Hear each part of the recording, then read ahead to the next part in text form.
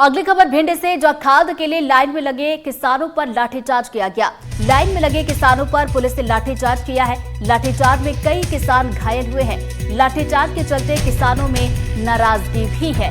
तो भिंड से ये खबर और तस्वीर आपको दिखा रहे हैं। खाद के लिए ये तमाम किसान जो है लाइन में लगे हुए हैं, लेकिन इनको खाद नहीं मिला, बल्कि लाठीचार्ज इन पर किया गया। तो किसान इस दौरान घायल भी हुए हैं और लाठीचार्ज के चलते किसानों में नाराजगी भी है। तो भिंड से ये खबर और तस्वीरें देखिए आपको दिखा रहे हैं।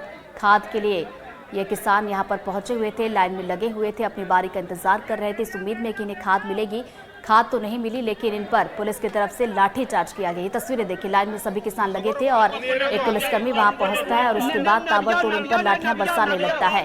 किसान ये देखिए घायल हुए हैं, अपनी चोट वो दिखा रहे हैं कि लाठीचार्ज जो हुआ उसके बाद किस तरह से उन्हें चोटें आई हैं और नाराजगी यहाँ पर किसानों की साफ तौर पर दिखाई दे रही है।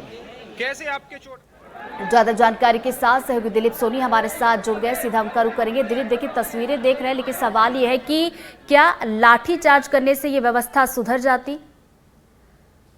जी, मैं आपको बता दूंगा, जिस तरह से खाद संकट लगातार गहराता जा रहा है, खाद के किसान है, खाद के लिए परेशान है। लाइन में घंटों लगने के बाद भी उसको पर्याप्त मात्रा में खाद नहीं मिल पा रहा है। टोकन के लिए लाइन में लगा हुआ है, लेकिन खाद नहीं मिल पा रहा है। इसके एक जो तस्वीर आई है वो लाहौर क्षेत्र के यहाँ के खाद के लिए लाइन में लगे हुए थे और धक्का मुक्की का माहौल चल रहा था। जो किसान एक दूसरे धक्का दे रहे थे। लाइन काफी भीड़ थी मौके पर, लेकिन पुलिस की वहां मौजूदगी थी। पुलिस जो व्यवस्था सुधारने में लगी थी, लेकिन पुलिस का जो रवैया जो सामने आया काफी शर्मनाक है। जिस तरह से पुलिस ने लाठीचार्ज किया है, जो किसान थे रात को जमकर लाठियां बांधी हैं। पुलिस ने इसमें आधा दर्जन से जो अधिक जो किसान है वो घायल हुए हैं, उनके चोट लगने से घायल हुए। हालांकि जो किसान भी, उनका भी यही कहना है कि हम तो ये केवल यहाँ पर खाद की बोरियां लेने के लिए आए थे, यहाँ नहीं, ना कि पुलिस की लाठियां खाने के लिए। काफी नाराजगी देखने के लिए मिली है यहाँ पर किसानों की।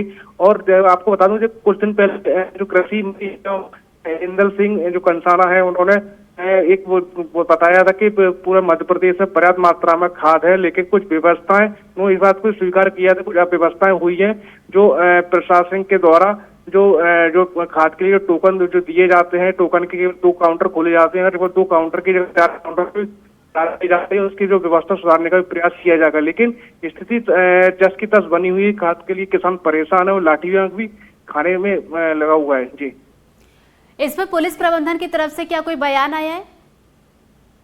देखिए, मैं आपको बता दूं, इस पूरे मामले में जो एक्शन की जो असित यादव है, उनका कहना है कि जो आरक्षक है, जिससे जो किसानों को जो लाठियां बांधी है, उन पर एक्शन लिया जाएगा और खिलाफ जो कार्रवाई है वो की जाएगी।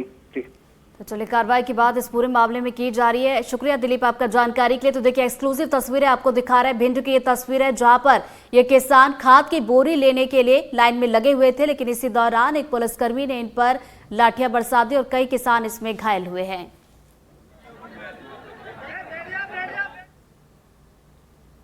बड़ी खबर दमोह से, जहां सुनार नदी में नाबालिग की तलाश अभी जारी है। ऑक्सीजन सिलेंडर लगाकर नदी में जवान उतरे हैं। जवानों ने एक नाबालिग का शव बरामद किया है, वहीं दूसरे नाबालिग की तलाश अभी की जा रही है।